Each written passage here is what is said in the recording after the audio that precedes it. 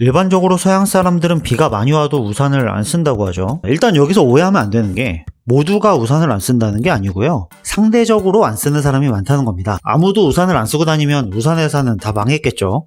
제가 서양의 길거리 영상을 여러 개 찾아봤는데 우산 쓰는 사람들이 꽤 많아요. 그런데 잘 보시면 우리와 큰 차이가 있습니다.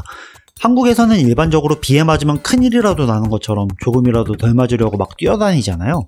그런데 이 사람들은 굉장히 여유가 있어요. 비가 오건 말건 전혀 신경 쓰지 않죠. 비가 오고 있는데 우산 쓴 사람하고 우산 안 쓴 사람의 걸음 속도가 거의 비슷하잖아요. 저는 이게 가장 큰 차이인 것 같아요. 그래서 제가 서양 사람들이 우산을 안 쓰는 이유에 대한 영상을 준비하다가 살짝 주제를 바꿔봤습니다.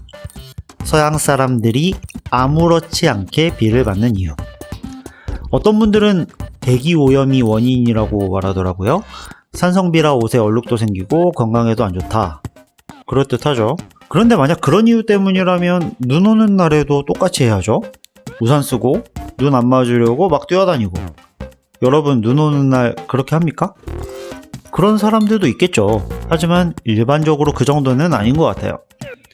또 다른 의견으로는 마초 문화를 근거로 드는 경우가 있더라고요. 서양은 남성성을 강조하기 때문에 고작 비를 피하려고 호들갑 떠는 걸 안 좋게 본다는 건데요. 남자답지 못하다는 거죠. 이것도 영향이 있을 수는 있겠는데 그럼 비 맞고 다니는 여자들은 어떻게 설명할 건가요? 여기 보시면 여성들도 태연하게 비를 맞고 다니거든요. 저도 나름대로 이 부분에 대해서 두 가지 정도 이유를 생각해 봤는데요. 제가 생각한 첫 번째 이유는 남의 시선을 의식하는 문화입니다. 한국인들은 다른 사람을 많이 의식하는 편이죠. 유행에 민감하고요. 이거를 좋게 보면 트렌드에 뒤처지지 않는다 이렇게 말할 수 있겠지만 다른 측면으로 보면 획일적인 문화라고 할 수도 있을 거예요. 자, 비가 옵니다. 다른 사람들은 다 우산을 쓰고 있는데 나 혼자 흠뻑 젖었어요. 에휴, 저 사람 우산 안 챙겼나 봐. 일기예보도 안 봤냐? 사람들이 다 나만 쳐다보는 것 같아. 실제로도 쳐다보죠. 우산 못 챙겼을 수도 있는 건데 혼자만 우산을 안 쓰고 있으면 괜히 눈치를 보게 되는 거예요.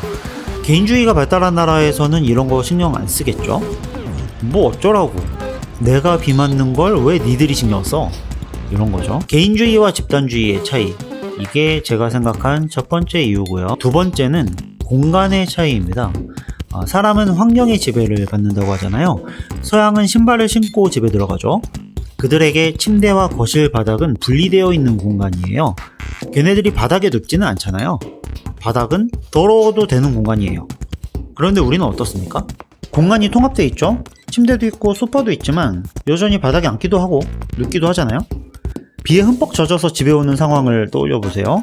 물을 뚝뚝 흘리면서 거실에 들어오면 다른 가족들의 휴식 공간을 더럽히게 되는 거예요.